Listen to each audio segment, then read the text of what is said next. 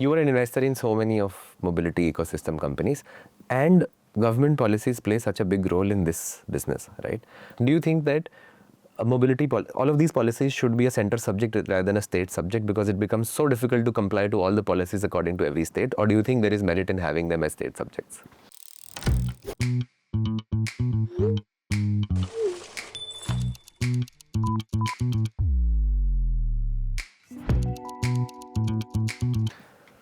Where the way the federal government operates with state and center is that transport has and will remain a state subject.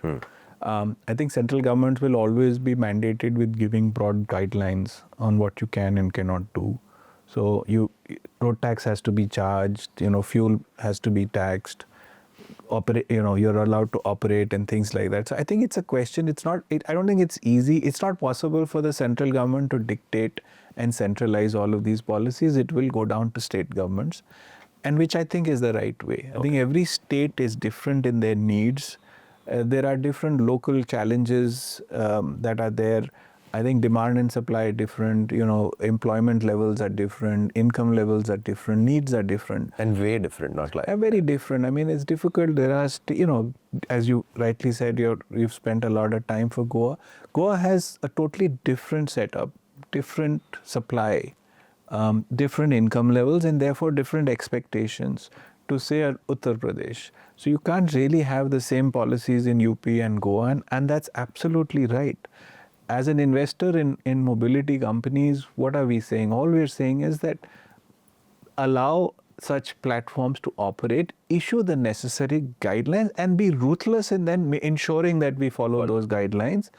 If anything, what happens is not issuing the guidelines forces us to operate with ambiguity, which is what we don't want. We want to follow all the necessary guidelines. But if you don't issue them, then you keep shutting us down. It's very difficult for us to do that, run it for 6 months, shut it down for a month, then start it up again. It creates havoc. And I think it's a disservice to the people. अगर आपने decide कर दिया है कि ultimately central government ने बोला this should be done, please issue the guidelines. By all means, tell us what your concerns are. Is it safety? Is it security? Do you feel that this is going to take away jobs? You want them to get commercial driving license? Say that.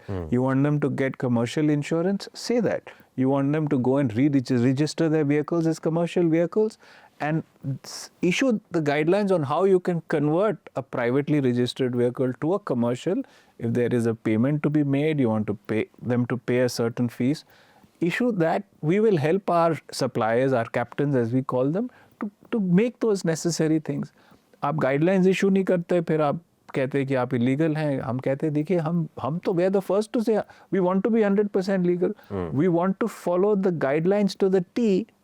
But if there are no guidelines, then how do we operate? Yeah. No, I feel the pain. In 2016, we were starting on bikes and we wanted bike rental license. We said we'll make the Zoom car for bikes and everything. It took us so many months to get license in different states. And then we went to Maharashtra and they said, you can't, there's no, it's not allowed.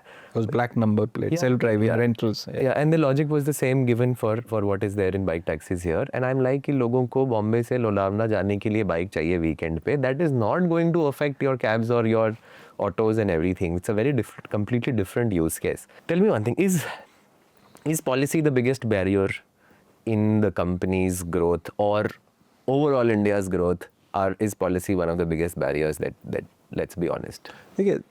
Entrepreneurship's not easy. I mean, successful entrepreneurs are the ones who recognize that there will be challenges in every step of the day.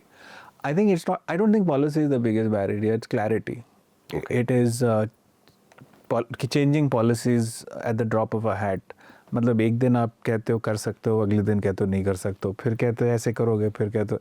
I mean, as long as there's clarity and it's fair, I don't think I have a problem with policy. But I think it's important to recognize that all of us in all our startups, all our companies want to operate legally, 100%. Why would we want to break the law in any form whatsoever? But tell us the laws that we need to follow. Now back to my point, it's not that we don't want to, लेकिन क्या follow करना है ये तो बताइए.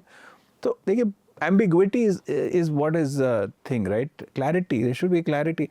But ultimately, I'll tell you, I have now been working with Indian entrepreneurs.